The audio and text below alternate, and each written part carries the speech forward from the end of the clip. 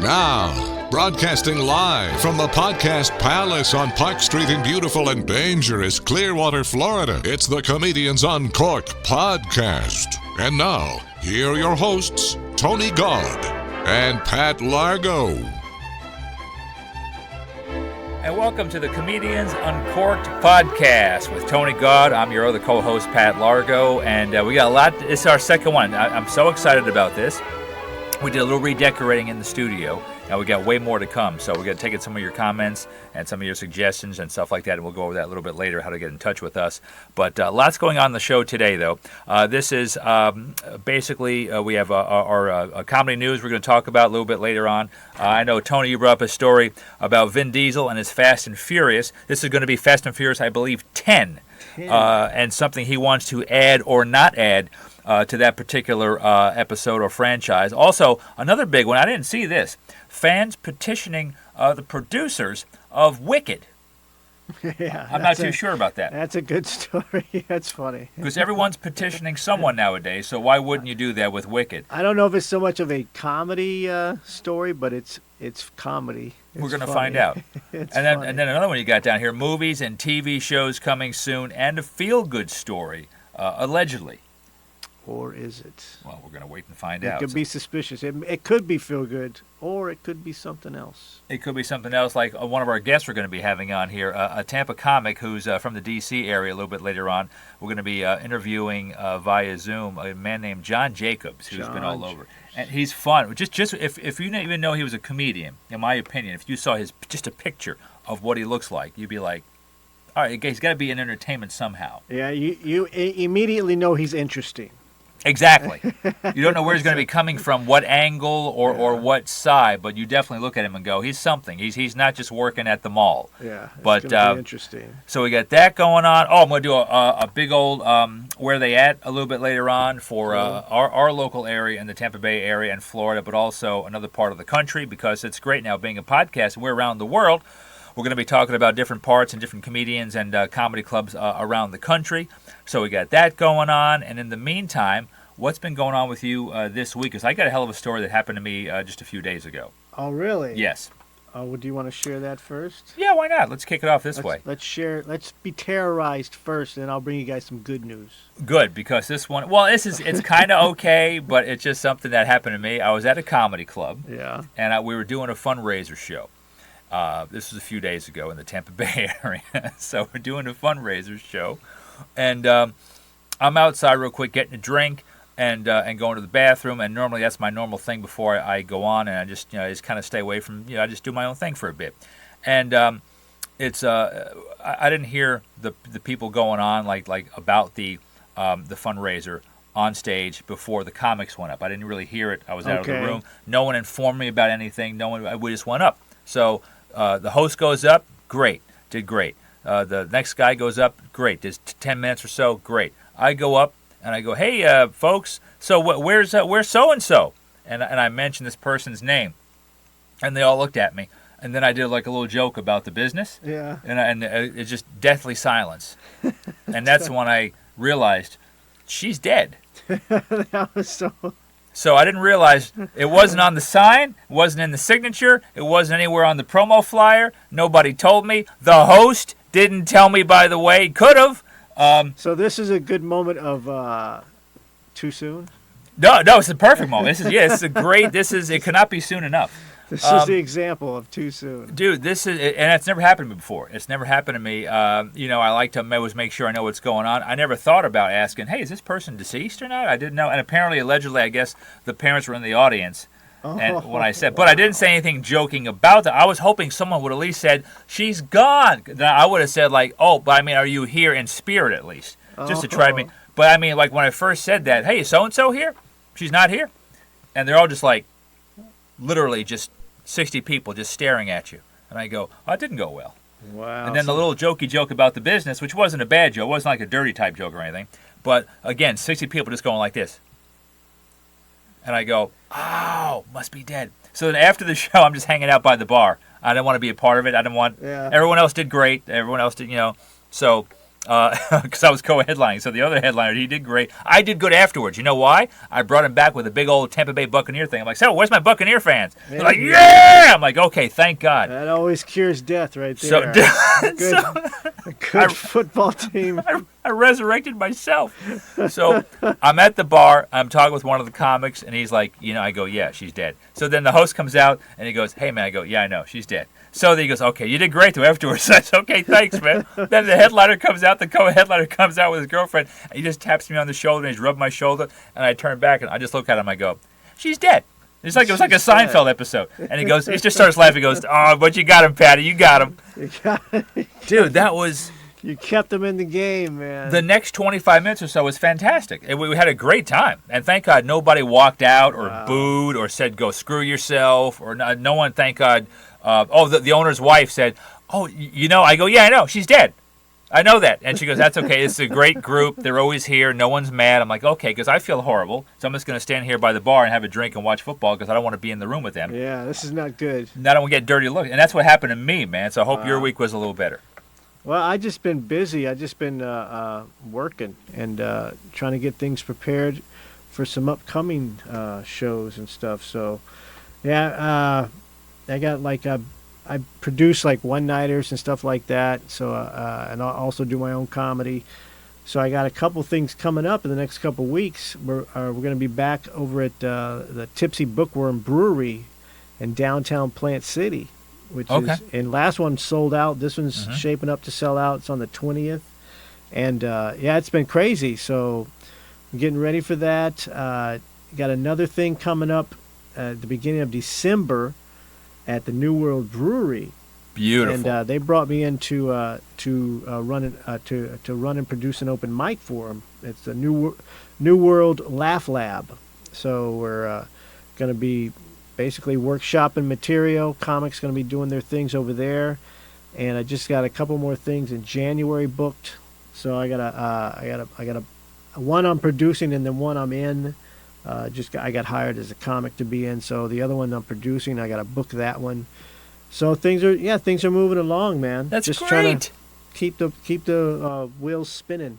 And dude, this is what we're doing. This is what this podcast is all about. We love comedy and we love talking about, Tony's also an actor. I dabble a little bit. We love talking about what's going on. So and that's great. Especially you got one right before Thanksgiving, like a little special right before, just a few days before Thanksgiving, which is really dope. I like that. And by the way, speaking of Thanksgiving, that Thanksgiving week, the show, our guest for that week, I don't think I told you. No. A Neary attorney. No. Yes. He doesn't tell me shit. This guy. Yeah, she just booked it for. So she'll be here the week of Thanksgiving. So that'll be our Thanksgiving episode. It actually will probably come out Thanksgiving Day. So that'll be your thing to check out. Thanksgiving Day, you're hanging out, having turkey or ham or whatever.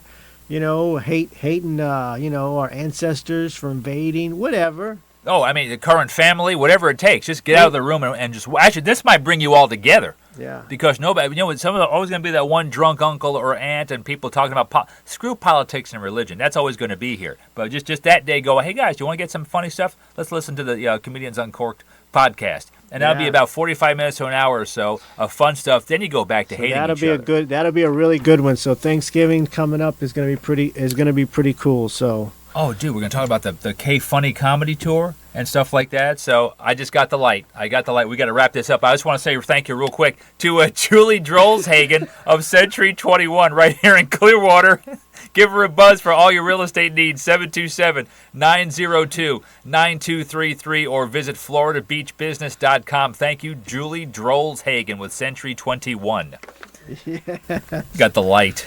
Julie is awesome. Thank you, Julie.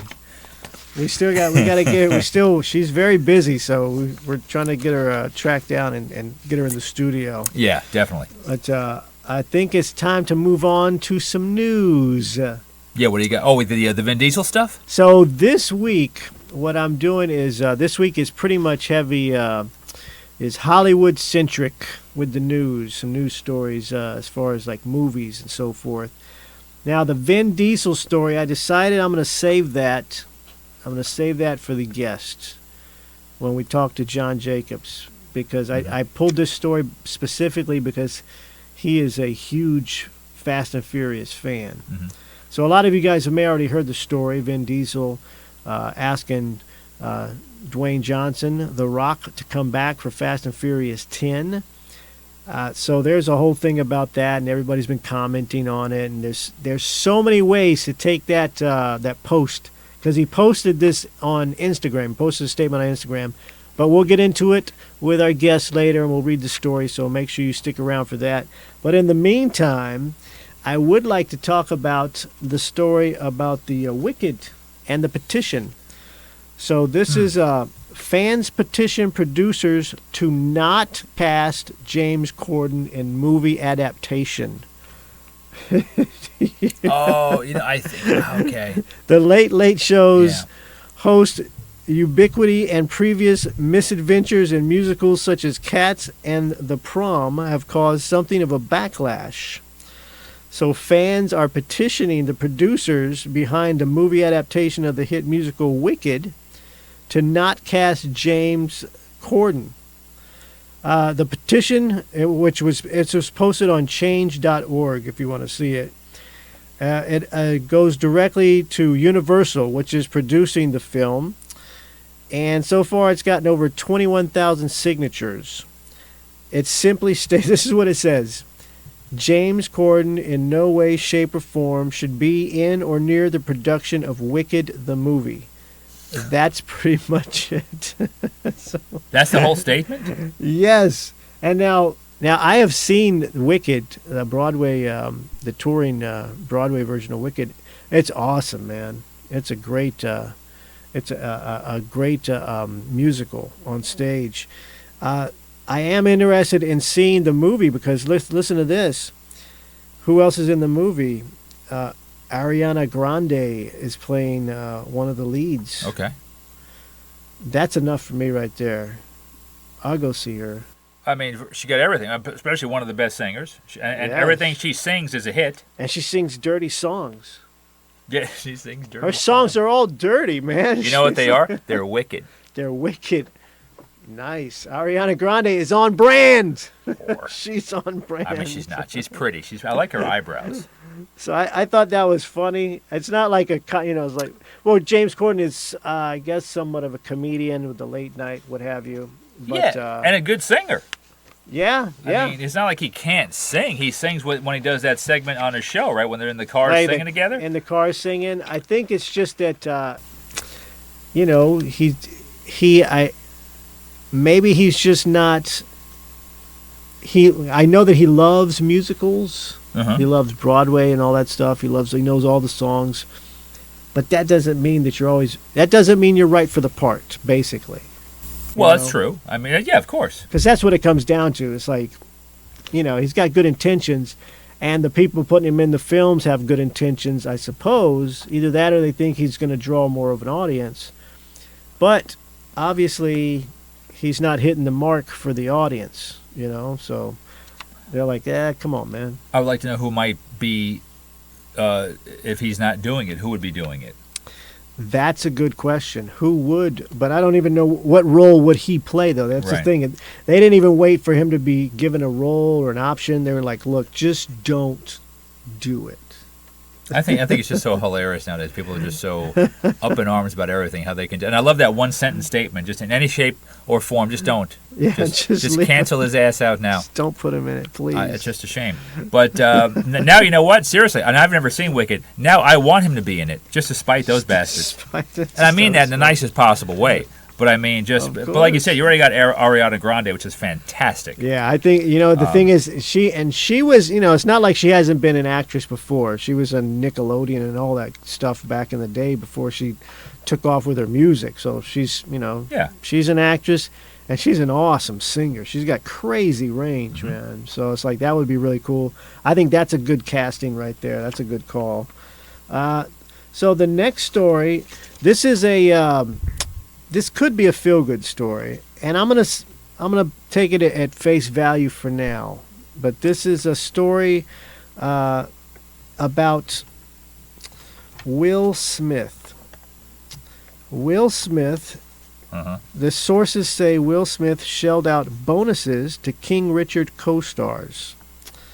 After Warner Media pivoted to day and date releases for its 2021 slate, the star and producer opened up his checkbook to compensate his fellow actors who were impacted financially by the lost theatrical returns. So this story says Warner Media CEO Jason Kilar opted to launch the studio's 2021 theatrical slate day and date in theaters, and on streaming service HBO Max, it had to rush to offer top-tier talent make goods for lost theatrical returns. Basically, what they did was, instead of releasing the movie in the theaters first, and then there's a period between that before it's released on streaming or downloads, so people would have to go to the theater. Right. They decided to do it the same day. So they're releasing it in theaters and on streaming the same day. Simultaneously, yeah. So what happens is these actors, they have, in their contracts, they have like bonuses and like tiers of pay, of bonus pay based on the revenue generated in theaters or attendance, that kind of thing. So if you release it at home, a lot of people aren't going to go to the theaters, so these people are going to miss out on their bonus. But you know who doesn't miss out are the executives. Okay, right. It doesn't affect their money. That's America right there. So that's the problem. Yeah. So I'm going to read a little bit more of this. Will Smith, who produced and stars in the upcoming King Richard as the father of tennis superstar Venus and Serena Williams, took it a step further, shelling out his own money to his co-star. This is the Hollywood Reporter confirmed with two sources close to the film.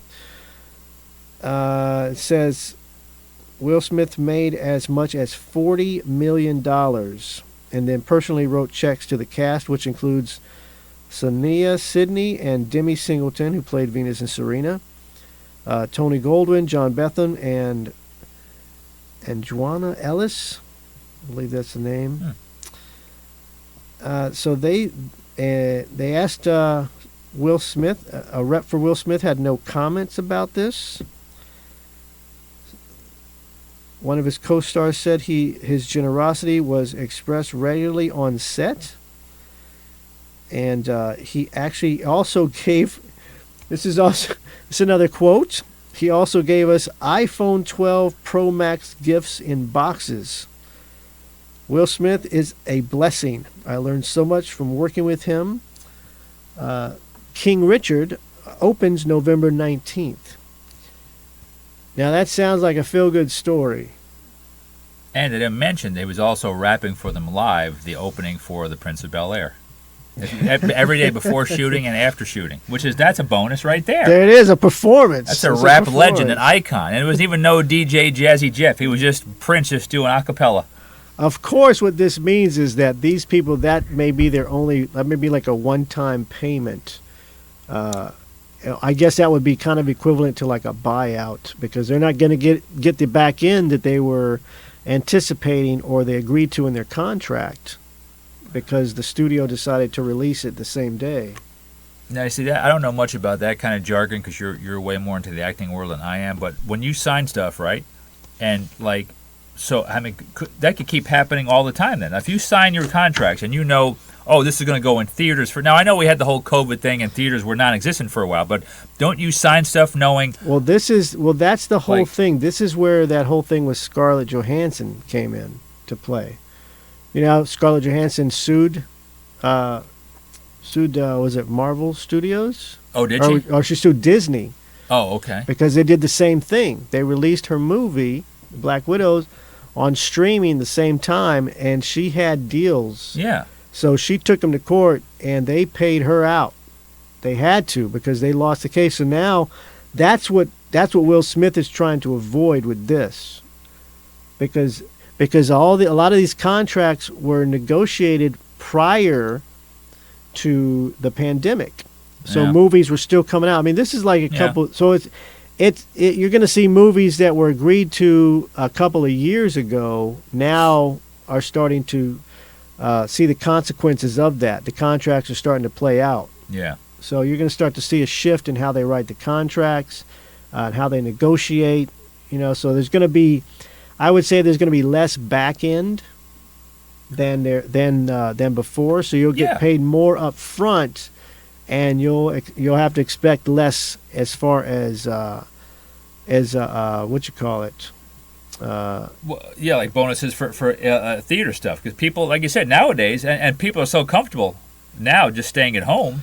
Yeah, So you'll get less residuals or smaller residuals than previous, which was another issue because of the streaming services that came on so quickly.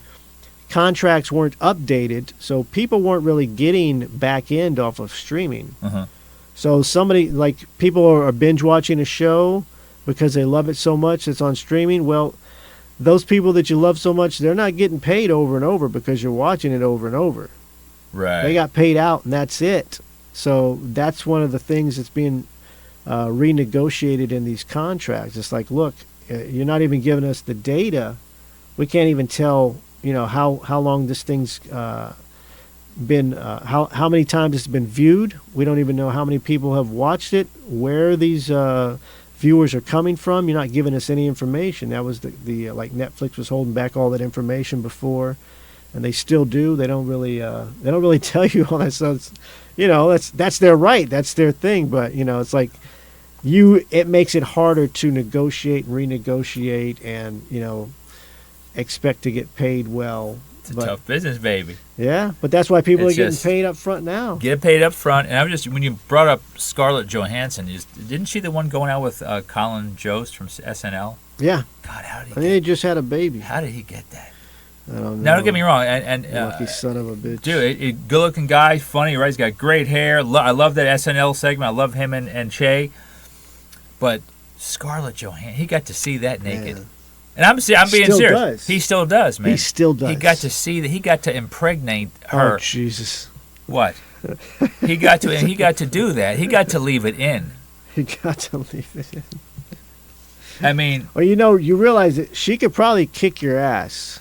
She's gotten so much training. Oh, I know. Yeah. Her, like Angelina Jolie, those kind of ladies, that they know how to fight. But I mean, I'm just saying though. You're gorgeous. Don't kill me. That's right. I just hearing her, and notice I didn't say ScarJo. I hate initials. I hate abbreviations like that. Yeah. So yeah, Scarlett Johansson.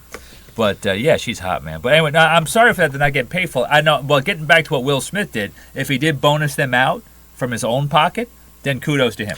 Yeah, I mean that's cool. a pretty big move. I mean that's a lot of money. I mean he made a lot of money, but the thing is he's trying to spread the wealth to people that did their job, and they deserve that. So I think that's the right thing to do. If you can afford it, that's the right thing to do. He could have done the dick move, and he didn't have to, did he? No. So he could have just been to Will Smith, just a dick move and go, guys, I'm sorry, it's the world's changing. Yeah. But he said, hey, let me tip you guys out a little bit. Well, that's nice. There's a handful of actors that do things like that in order to make the project work. Yeah. Or even bring in a bigger name. They'll take a cut, like Keanu Reeves did that. Yep. Devil's Advocate, just to get Al Pacino on, which was brilliant. I mean, I thought it was a great movie. I love Al Pacino in that movie. Mm-hmm. That was awesome. It's like the sports world. Like Brady, those guys, they have such an exorbitant contract, but they go, okay, to make our salary cap work, and they will restructure and take less money to get either the player they want to get on the team, or to be able to have more salary cap to be able to pay free agents or the draft pick. So it's a team. It's a team. And you can't. I was going to say Keanu before you said it. I was thinking of it because that's the kind of guy. That guy, he does no wrong. Yeah, he's hard. Yeah, it's hard to find anything negative to say about Keanu. Nothing. I can't think of anything. There's nothing to say about that. I'll give you a quick Keanu story that I had when Pat Largo was a stand-in way back in 1990 for an HBO movie called Judgment. Oh. I was Keith Carradine's stand-in. I got hired, by Kathy McLaughlin. She was a casting director and acting teacher here in the Tampa Bay area. I've auditioned for her Right? before. Yeah. Just great person. Like, she could get on your ass, too, right? But she was very just knowledgeable. She cared about it. So I remember came home one day, and I had a good old, this is 1990. I was 19 going on 20. So this is like February of 1990. And I get a message on the old answering machine. That's all we had. And she goes, Pat, this is Captain McLaughlin. Give me a call right now. We have a thing for you to be a stand-in for Keith Carradine for HBO. Hurry up, call me. And I think she left like 3 or 4 messages. So I call her back. Yes. They said you look like him, and you're about the same height, and they're doing a movie called Judgment in Bartow, Florida, which was about almost a 2-hour ride from my house, which I had to do almost 6 days a week, So it was, but I tell you that to tell you this. We had people coming to the set to have lunch sometimes, just so we have like Rob Lowe came to the nice. set. And this was right off of his sex videotape. Oh, now this is 1990, folks. This was no like video on your phone. This was literally you had to make a tape, and that's how. So he got busted to go viral. Then right. You had to be on the news. That was viral exactly. There was no internet, no World Wide Web. Yeah. And he was talking. He walked right by me. We said hi, and he was a great looking guy. I mean, he's still now. But imagine them 30 years ago. It's a fantastic looking dude. Literally. Gwyneth Paltrow was on because her mom, I'm blanking on her mom now. Her mom was on a part of the movie. She played Carradine's wife, and a young Gwyneth Paltrow was having lunch. But this one day, this dude's got his back turned towards us, and he's with somebody at the craft services table. He's having lunch, and we're like, God, even from behind, that dude looks familiar because he had like the shoulder length, straight black hair, Yeah. And we're like, who's that? And even then, they were just coming off the Bill and Ted's Big Event or Excellent Adventure. That was like the first one. So even then, no one knew how to. They're like, I think that's that Keanu guy. No one knew how to pronounce his name. Didn't know how to say his name. Yeah. So of course, a girl. She's like, "Oh, is that Keanu Reeves?" And I'm like, "That's Keanu Reeves." So I didn't go over and say hi, but he did turn around like he smiled at people real quick, and I'm like, "Wow!" Because this is 1990. This is such a young Keanu. This is the Bill and Ted's thing. Go check it out if you haven't ever watched it. And I believe, aren't they making or already have made another one? Him and the original guy. Yeah, they made a part. Yeah, they made a part 3. I haven't seen it yet. Me either. I didn't hear like great things about it, but I mean, if you're a fan, then I mean, you'll probably appreciate it. So I mean, I'm sure I'll check it out eventually. But yeah, it's made, it's out there now. Okay, good. I'll check my Red. I got the Redbox thing at home, the streaming at Redbox at home, which I like. But yeah, because I mean, just to see those guys 30 years later, and I totally forgot about that until we brought it up. But that was my big Keanu story. But no, he was nice back then. He's amazing now. So but good for him. Good for Will Smith. I wish you'd see more people like that. Just stepping up and going, hey, you know what? This is the right thing to do. Or even if it's not, I'm doing this. Yeah. So. I mean, that's the thing. You gotta. I mean, I think that was a good call. That was a good call. Hopefully, it was all good intentions and everybody did well. But that's one of those things you'll probably hear more of as we go along. The contracts, issues with streaming and theatrical release. As far as movies in the past, anything going forward, I'm sure they've already readjusted the contracts, so all that stuff. But now I want to talk about some movies, comedy movies that are coming out. They're in pre-production, so these are about to start getting into production. So I got 8 films here, or 8 TV shows and films, and so I'm going to run down and I'm sure you're going to start to see a pattern in some of these as we go. There we go. So the first one, they're coming out with a Sesame Street movie. That's in pre-production, and Anne Hathaway is going to be in that, and Chance the Rapper. So that should be pretty cool. Wow. Okay. Yeah. There's an Untitled The Munsters reboot, which is going to be that's going to be a Rob Zombie production. Oh, good. Okay. That'll be done good, I think, then. That's going to be a movie. Little Shop of Horrors, a movie. So that's going to be another one. That one's got Scarlett Johansson. And that Chris Evans is as well.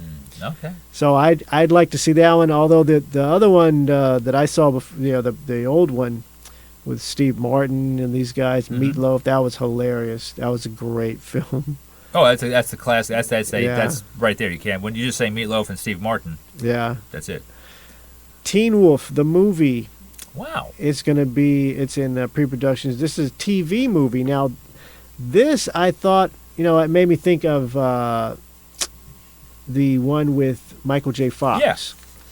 But as it turns out, this is actually based on the TV show that came out a few years ago, which I never even saw. Obviously, it's not even my demographic. I never knew. Yeah, but in that movie, they have attached to it is Orny Adams, comedian Orny Adams. Wow. Because apparently in the series he was the coach, like the school coach or whatever.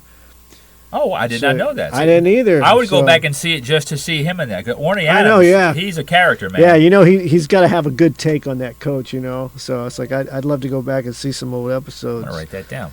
That 90s show, which is a spinoff of guess what?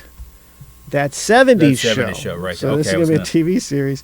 Now this is going to be basically the grandkids of what's his face? Yeah, the main character. What's his face? I know the tall, good-looking Donna dude. and what's his face is. Yeah. So it's going to be Red and I can't remember the mom's name, but they're the one. They're going to be back for that as the grandparents, guiding the grandkids, and so you're going to see a new group of kids basically. So in the 90s, yeah, Let's see how accurate that is. I do want to see that because that's a good part of our life right there. That's like a bowl. I'm still kind of young, very young, going into being kind of older but mature. So I want to see how they portray stuff. Yeah, it's always interesting. You go back and you're like, that's not quite accurate. All right, here goes one that's very interesting. I'm not even sure if this is going to be good or bad, but it's going to exist. Oh, the Guardians of the Galaxy Holiday Special. Sounds like some kids I know. And that's going to have Chris Pratt, Dave Bautista, Vin Diesel. Well, Vin Diesel, they already know each other. We already talked about that. I know. We talked about that's well. First off, and a big shout out to Dave Bautista, another Tampa wrestler who's made it big in the movie. So I'm happy for him. Now this is Guardians of the Galaxy. What number is this one? Well, this isn't. No, this is a holiday special. It's a holiday special. So it's apparently it's gonna it's listed as a movie. Okay. And it's listed for 2022. All right. So apparently this is probably going to come out the end of next year. Next year, yeah. The next one, Bad Boys 4. Oh, are they really? Will Smith, Martin Lawrence. Yeah. Oh, wow. Yeah. Columbia Pictures is releasing Bad Boys 4. It looks like they are on board. And the last one. Well, real quick, did you see 3? I did not see 3. I did. Did you like it? I did. I mean, it's how it is. It's it's got over the top. But yeah. I mean, but it was good, and I'm glad because the last one. God, when was that? Was that 90? The first one I think was like 95 or 6, right? Yeah. The second one was just a few years later, like literally either 99 or 2, like somewhere. Yeah, it was very quick. Yeah, it was like a couple years later, so it wasn't like too far out. And then this one was just a couple years ago, right? Yeah, like 20 years later. I did like it.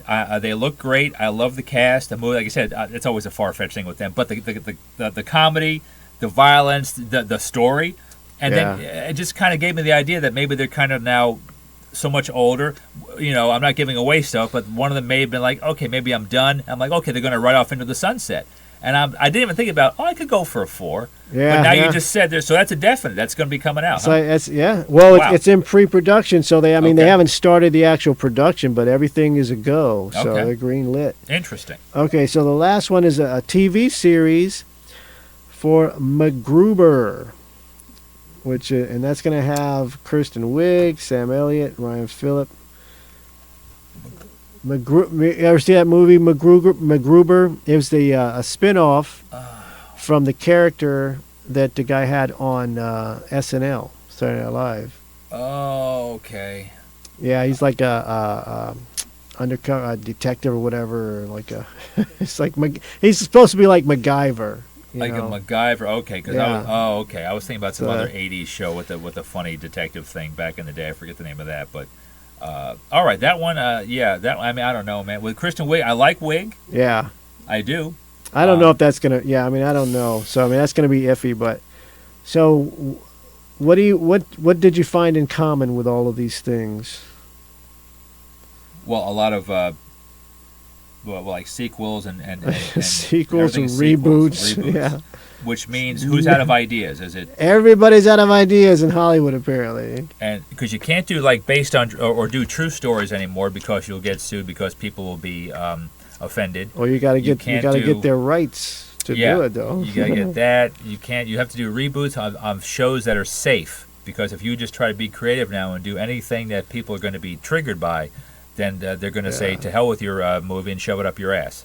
So yeah, but everything I do want to see the Rob Zombie reboot of the Munsters. I want to see what touch he puts on it. I think that would be interesting. I'd check that out. Little Shop of Horrors. Of course, yeah. I would definitely anything with with Scarlett Johansson. I've always been a fan.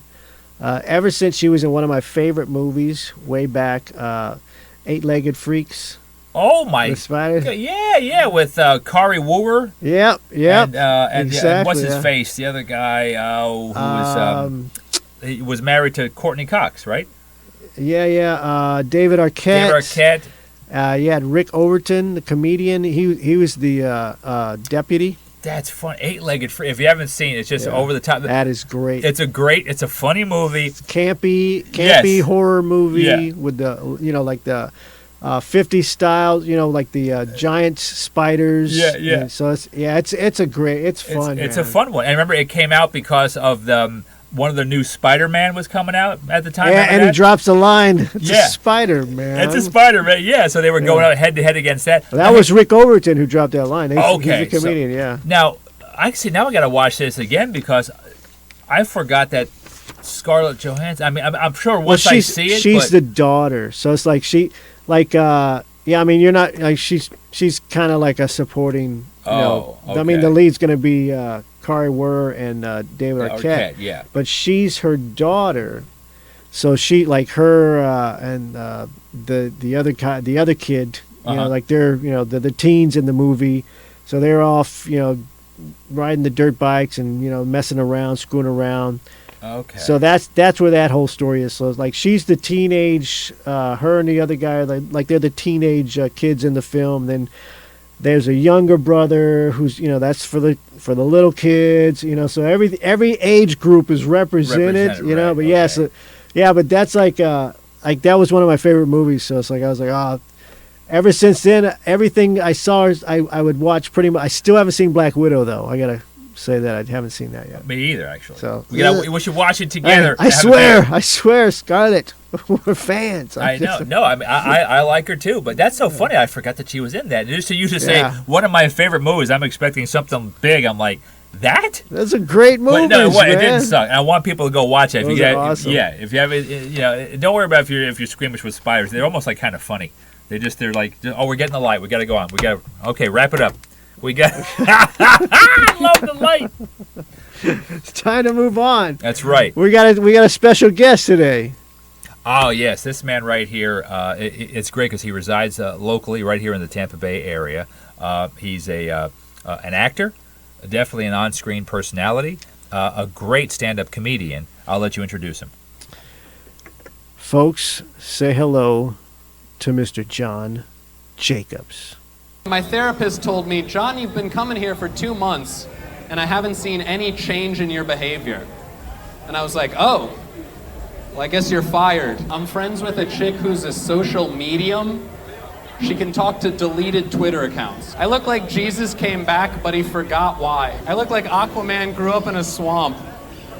That's pretty good. All right, I gotta laugh. We're doing stand-up. It's funny at moments. You just came at the wrong 6 seconds. There we go. Got him on the back end. I'm on TikTok. You'd be surprised how much people actually enjoy this. This hurts me more than it hurts you. What's up, man? Yeah. How you doing? I'm fucking dying, bro. I'm just putting on another cold wrap. Oh, man. Yeah. So is this like are you really gonna die? Because if we got an exclusive. This is the worst cold of my life, dude. It's been brutal. Cold, or is it the corona? I know. I hope it's not corona. I mean, I already had that, so I don't think it is. It doesn't feel like it. John Jacobs rolling with the Rona. I know. It. And the fucked up thing. Am I allowed to curse on here? Of course. Yeah. All right. The most messed up part is I can't really lay down. When I lay down, all the pressure goes to my head, so I can only really fall asleep sitting up. Yeah. I've been like passing out sitting on the couch. It's like if you were a pirate, a drunk pirate. Yeah, it is like that. You can only sleep sitting up. I've been doing that. I'm not even sick, man. I've been laying in my recliner recently because sometimes I get these like anxiety shit going on. Yeah. And like I feel like laying down, I just feel like I need to be up immediately and like out of the house and like walk around before I lose my mind. So I've been literally just sleeping. My bed's perfectly fine. Just got to sleep in the recliner for a while because I'm a little bit fucked up in the head. Very nervous. I hear you, man. Isn't that great? Do you ever hear the origin of the phrase hangover? What is it? Oh, I forgot. So, sailors and stuff, the lowest form of accommodation, like a hotel, was for a couple cents, you could just pass out across a rope. So there'd be a whole bunch of sailors just hanging over a rope, and that's where the phrase hangover came How did that business die? I know. Those are some tough guys, I guess. Yeah. To be like, fuck it, dude, I'm passing out on a rope tonight. It's like, you're going home? Nope. No. I'm going over that rope there. This is the best rope I've ever hung on or hung over. Yeah. So I guess we should introduce our guest. Sure. Make it official. Well, as you may have seen before the interview kicked in, the little clip of John Jacobs and on his TikTok. Yeah, man. I'm a TikTok kid. I don't know how it happened. Man, so we have to talk to you about your vast career. Sure, what's for been sure. going on? You're very and actually I saved a story. I saved one of the news stories. I told you I was going to save a story for you because I wanted to get your official comment because you're such a fan. Oh, hell yeah. But before we get to the story, let's run down the career of John Jacobs. Yeah. Well, now, I think you started. I got to get this stuff in before you die. Yeah. You were at the first improv, Mike. You were there. well, when you came to Tampa, but you started in DC, right? Yeah, started in DC. So now, compare the scenes. Like when you started, what was the scene like there, compared to what you've gone through in the past few years? I'd say the Tampa scene is much more wild than the DC scene. Yeah, I'd say the DC scene, everybody's kind of got an air of, importance. Everybody thinks they're smart. Everybody, everybody's a little elite up there. So the rooms can sometimes be a little pompous. But yeah. Like when you were up there, when you were doing work up there, when you were going on stage, did you ever run into like politicians' kids trying to do comedy and things like that? No, we did have a congressman's daughter in my high school, though. Oh, yeah? Oh, wow. Did she think she was funny? Pretty cool. No. And I'm kind of ashamed, though. I actually had a video. I had a video of the congressman's daughter, underage drunk, throwing up on a subway. Oh. And I know. And then I lost that phone, and that would have been worth $1 million. I was going to say, there's no time for comedy. Chicks like that they're like blowing everybody in school bathrooms, those dirty, dirty whores. You had leverage. You had scandal material. I had it all. No, not anymore. Now it's someone's got it. Some dope dealer in D.C. has it. Yeah, somebody else has no idea who it is, but they just have a video on a phone of a girl wasted on a subway train. What's her name? Tell us her name. Just kidding. Yeah, I know. I'm not saying that. I know. Look her up on Facebook. They're going to come to my house. She's still blowing people in high schools, and she's 33. Probably. God, man.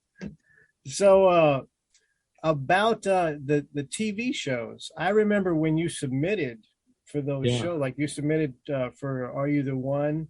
It's like it was a brand new show, so nobody even heard of it. So everybody's kind of like, is this going to be another kind of wild, wacky show?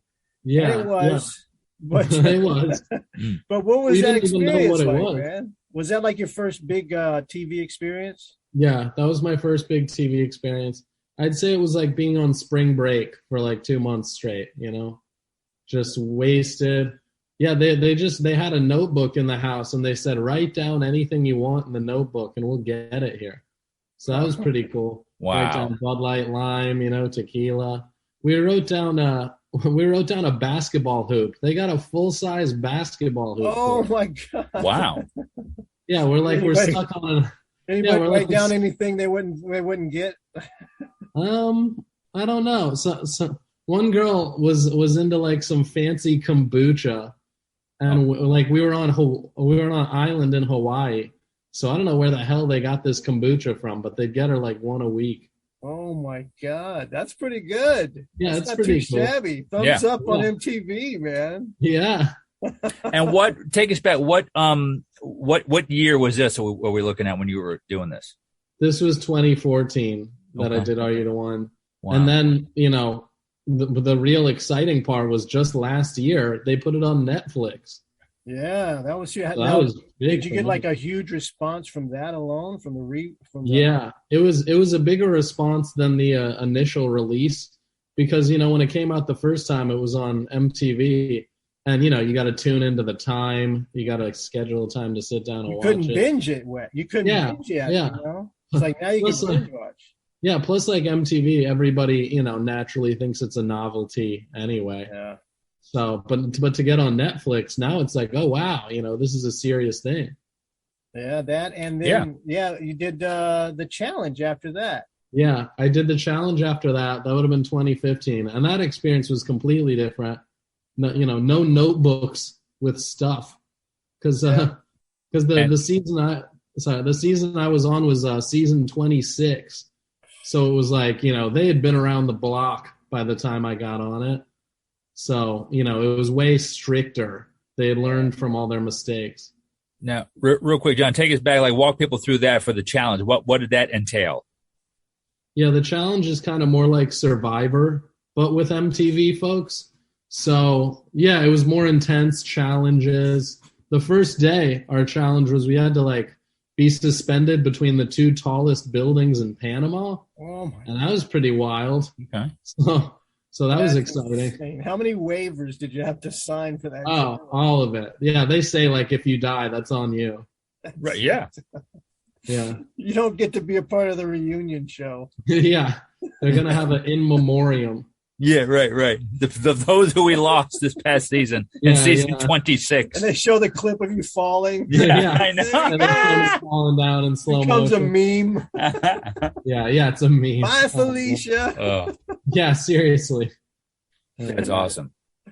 So now you've been doing, you kind of actually been doing exactly what you said you were going to do.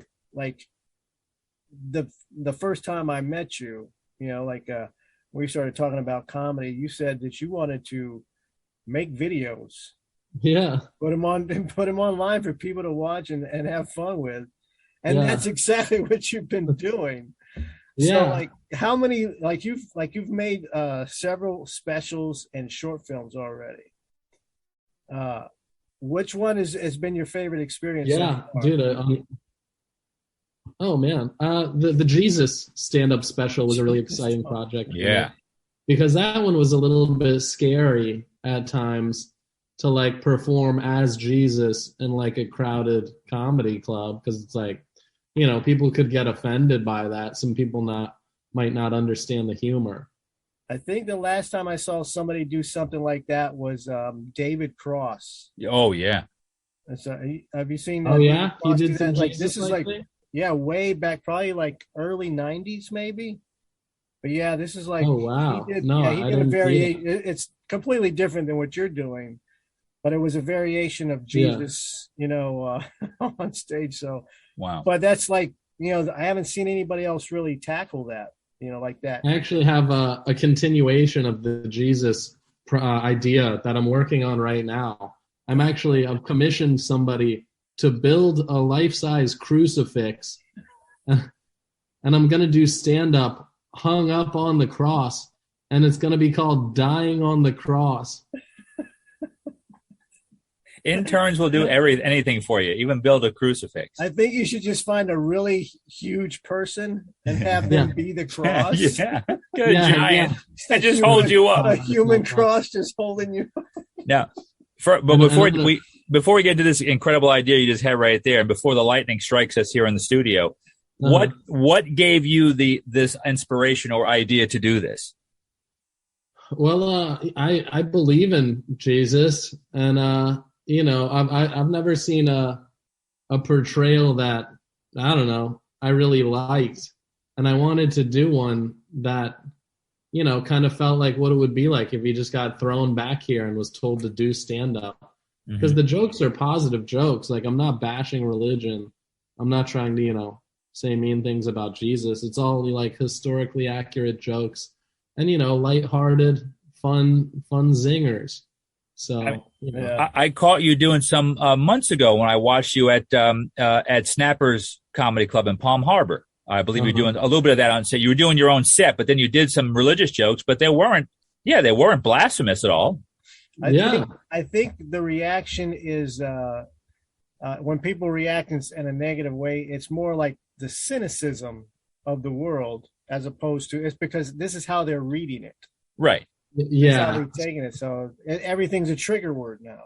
Yeah. Some people just hear a concept and they don't even give it a chance. They just write it off immediately. Yeah, exactly. Did you see Bobby Katie got in trouble? Oh yeah. He did like Holocaust jokes at Snappers, and a woman wrote a long post about it and tagged him, and like everybody's jumping in like, yeah, that's messed up. You should have just walked out. And Bobby responded and was like, you're butchering my jokes. You didn't even get it right.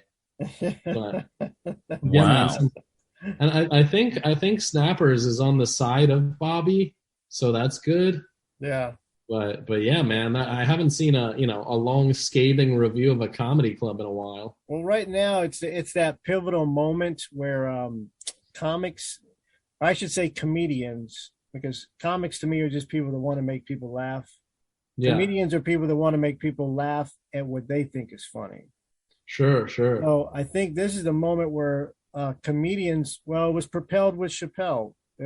Comedians have to stand up and say, look, this is freedom of speech. It's like, just because you disagree with the idea doesn't mean you get to dismiss my life. You don't get to destroy me because of that. Because if I disagreed with everything you said, you'd never get to leave the house. Yeah, exactly. I think that's where we're at. But that being said, I'm curious as to who a couple of your influences are, because to me, like watching what you've been doing, I don't know if you're aware of it, or maybe you are intentionally, but it's kind of reflective. Like when you go out and do the stuff in the street, like, you're out there really, you're not trying to shock people. You're just being out in the street doing it. Yeah. It's very reminiscent of like Andy Kaufman to me. Thanks. Is that like an influence in what you've been doing? Well, oh man. So I just did one 2 days ago. I don't know if you saw the pictures I posted, but I did stand up as the Marvel character Loki from the back of a moving pickup truck. And that shit was, a rush. And I think at this point, I like pushing the boundaries of stuff that hasn't been done yet. I did stand up in the ocean. I'm halfway in the ocean doing jokes. So it's like, it feels good.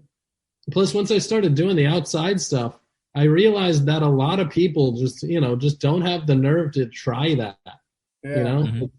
It's like you can bash it or like, think it's a novelty, but it's like, there's no more honest, review of comedy than just some guy walking by you on the street. Yeah. So it's like you really got to try that much harder to, it's like you actually affect people as they're just walking by. So it's like a punk comedy act. Yeah, it's a different setting. It's not a comedy club. You have people there, but they're going about their own lives and wondering what you're doing, and then either way, you're getting feedback instantaneously. So, any brushes with the authorities yet, or you kind of wouldn't mind that, or what do you think? The only brush with anyone I had was a street preacher when I was Jesus. Okay, and that was really exciting. They got really mad at me. Tell me you got that on video. Yeah, I got that on video. That's in the special. And he's preaching through a megaphone, and I walk up to him and I say, "I heard you were talking about my dad." And then immediately, it just goes off the rails. Oh, boy. That is hilarious. That's comedy. It is. That's comedy right there, man. And I got him to listen to me at a certain point, because I'm like, you guys are just yelling at people. I'm like, you think that's effective? You're like messing people's days up. So, they understood that a little bit, but, they still didn't have any respect for what I was doing. I think you should dress up like a dog and go into an animal shelter and say, "I'm looking for the man who shot my paw." Oh, That's pretty good. Yeah, I like that idea, like be an animal, do stand up as an animal. That's pretty funny. Yeah, maybe I'm a dog on all fours and somebody has a leash around my neck. They're like walking me around. yes, like a hot chick Well, leashing you. Mr. Jacobs, I think it's time for us to talk about this story that was in the news. I'm going to read a little brief description of it. You probably already know everything about it. Okay, here, let me put this back in the freezer real quick. Go ahead. Okay. I held this story from the news, from our news stories, because I wanted to share it, because I pulled this as in honor of John Jacobs, because he is such a huge fan, a dedicated fan. And this has to do with, you may have already heard about it, Vin Diesel asked Dwayne Johnson to come back to Fast and Furious franchise. He says, "Hobbs can't be played by no other. I hope that you rise to the occasion and fulfill your destiny."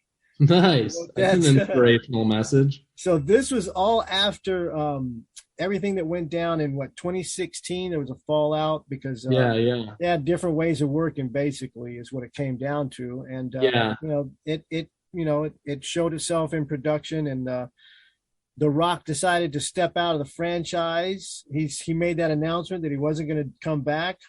Yeah. But Vin Diesel went on Instagram. Now, this could be read in several different ways. Sure. It's like, did you read the whole thing? I didn't read it at all. Okay, well, I'm going to read some of this for you. Yeah, please. So Vin Diesel took to Instagram on Sunday to ask Dwayne "The Rock" Johnson to bury their feud and return to the Fast and Furious franchise. The two actors fell out back in 2016. He wrote, "My little brother Dwayne, the time has come. The world awaits the finale of Fast 10. As you know, my children refer to you as Uncle Dwayne in my house. There is not a holiday that goes by that they and you don't send well wishes. But that time has come. Legacy awaits." Wow. He continued. He said, "I told you years ago that I was going to fulfill my promise to Pablo," referring to Paul. Yeah. Oh, wow. Pablo. "I swore that we would reach and manifest the best fast in the final that is 10. Nice. I say this out of love, but you must show up. Do not leave the franchise idle." It goes on from there. But yeah, so what do you think the angle? I mean, there's several ways you could take this.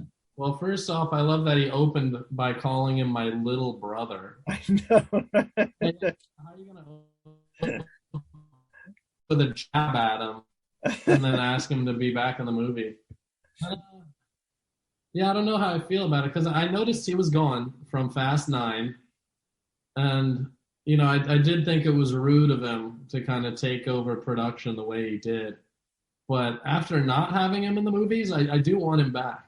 I think it would be nice to get The Rock back in there. He made an impact. That's why they brought him in the first place, was to make that impact. So, I mean, it was you got to keep it in perspective. Like, this is Vin Diesel's baby. He brought this thing to life. Yeah. And he was smart enough. And these are basically two alpha males. Yes. They're both flexing, and nobody wants to, but now they're both kind of like coming to the middle. But he was smart enough to let them bring in The Rock to make this even a bigger franchise. Now it's huge. Oh, yeah. It definitely blew up even more. I mean, those movies make like $1 billion every time. It's crazy. Do you think he's going to come back? I hope so. I mean, I think he would, even if it's just for a small part. I think it would be great to see him come back. Just because, he was such a huge character. He came in at 5. So, if he could come in at 10, that'd be a nice bit of movies he did. Well, with this, I got to say, man, I don't know if it was intentional or not, but Vin Diesel putting this out like this, it was actually brilliant. Because no matter what, everybody's going to want to know what happens in that final. Is he going to show up? Are they? Yeah, that's a smart move. If they don't announce it, are they keeping it quiet? Yeah, to make it public is a really smart idea. Yeah. Kind of push him into it. Let everybody see that he's trying to get it. Even if he doesn't respond, even better because you don't know. Yeah. Like, no, nothing's been said. Production's underway. Right. We don't know if he's going to show up. I'm picturing something like at the very end of the movie, all of a sudden he's there. And that's and then post credits. That's it. Sure. Yeah. Post credits. Because I know, I bet you Tampa's Dave Bautista, another former wrestler, who's got the same look and build and everything. I bet you he's going, I think maybe I could be The Rock's cousin coming and doing this shit, because he has a successful acting career, same kind of build, same muscles, tattoos, shaved head. I'm just he's probably like, hey, man, I could do this for you. It is pretty cool that there's so many wrestlers in Tampa. Love it. I love that. Yeah, I love that for sure. Yeah, really good cats too. They're all good. The female wrestlers, the male wrestlers, they're just good people. Everybody's really good. Yeah. Yeah, I remember back in the day. I mean, this has always been a hot spot from the beginning. Yep. A lot of wrestlers have always trained here, and Hogan was coming out of here, and all that stuff. So it's like crazy. Big time member, man. Well, hey, man. But before we let you go and die on your deathbed, I know this is it. This is my last public appearance. Well, where can people see Jesus Talks? Is it out? That's on my YouTube. Is it on? Okay. And all these specials and stuff are on my YouTube. I have like 700 videos on YouTube. I'm going to put a link in the description for please, for John. That'd He's got a ton of stuff on there. I promise you're going to be entertained for a while. If you just watch some stuff, you're going to enjoy it. Well, what's next for you, man? What's coming up? I have these ideas for, the more risky public stand-up things, like the one on the back of the truck. So, I've got some more like stunt comedy ideas that I want to do because, again, it's like nobody else has ever done this. So I want to be the guy who like does something with stand-up that other people never tried. Yeah, man. I think you're on your way. So that's awesome. Hell yeah. Brother. Thanks, cool. Man. All right, man. I like it. I hope you feel better, brother. Thank you, dude. This is bad. Well, look, if Jesus can do it in 3 days, we expect you to be well by the weekend. Exactly. I was gonna say if you croak, you'll just resurrect. It's all good. I feel good about it. So, well, anyway, seriously, get better and everything. We want people to flood your YouTube channel, John Jacobs, and all your upcoming shows and stuff are going to be there. We want people to get you out and support you here in the Tampa Bay area and beyond, around the world and around the country. So keep doing what you're doing, John. Man. Thank you so much. Pat, Tony, love you guys. Have a good rest of the day. You too. See ya. See you later. I love that guy, man. I hope you enjoyed that with John Jacobs here. Again, he's a Tampa Bay area comedian. Hopefully he'll be out and about and doing this stuff. He was feeling a little bit under the weather. We got some great pictures. He's got ice cold compresses on his head. I love it when he's just talking. He's just playing with his hair. It's almost seductive. I don't even know what the hell he's saying. I'm like, his hair is so majestic and ambrosial, if I can say that. It's very much like a lion. It really is. He's a sick little lion. And it's just some of the stuff that he does. Go check him out on all of his Instagram. That's his big thing. He puts his videos on. He's so talented. Yeah, the YouTube channel. We'll have the links. Well, we'll put the links on there so you could follow him and catch up with all his videos. Very cool. And I think we also have time right now I want to move forward here, Tony. What do we got? We have time. I got to do it. It's another installment of Where They At. Where They At? Where They At is something I do, or we like to do. We just like to plug comedians, not just here in our Tampa Bay or our Florida area, but then also places around the country. So if you know comedians in your area, feel free to comment, or you can also leave us a voicemail. Comedy clubs out there, let me know. We'll talk about it, and we'll get people going. And I just love talking about different clubs around the area. If you got independent shows, put it in the comments and let us know, or drop us a voicemail. Exactly. I'm going to start off real quick with a local show here that we're doing this coming Saturday at Beef O'Brady's in Parrish, Florida. That's the Sarasota, Bradenton area. This is going to be Saturday, November 13th, 4 and a 7 o'clock show. My man Dan Gerlach, he's the host, but he's also created the Gulf Coast Comedy Network in that part of town, and it's absolutely fantastic. Darcy Greco is going to be doing some time up there. Great comedian. I'm going to be going up before our headliner, which is the winner of ABC's America's Funniest Teacher, Mike Rivera. So that's going to be this coming Saturday. Mike's funny. Love Mike. We got to get him in here, but that's on a school day. Yeah, and he'll want to do, because he loves podcasts. He wants to talk about the Rays and talk baseball. We'll talk sports. We'll talk comedy. We'll have to bring him in like an off hour or something. Yeah, I know. He's pulling his hair out with the kids with school right now.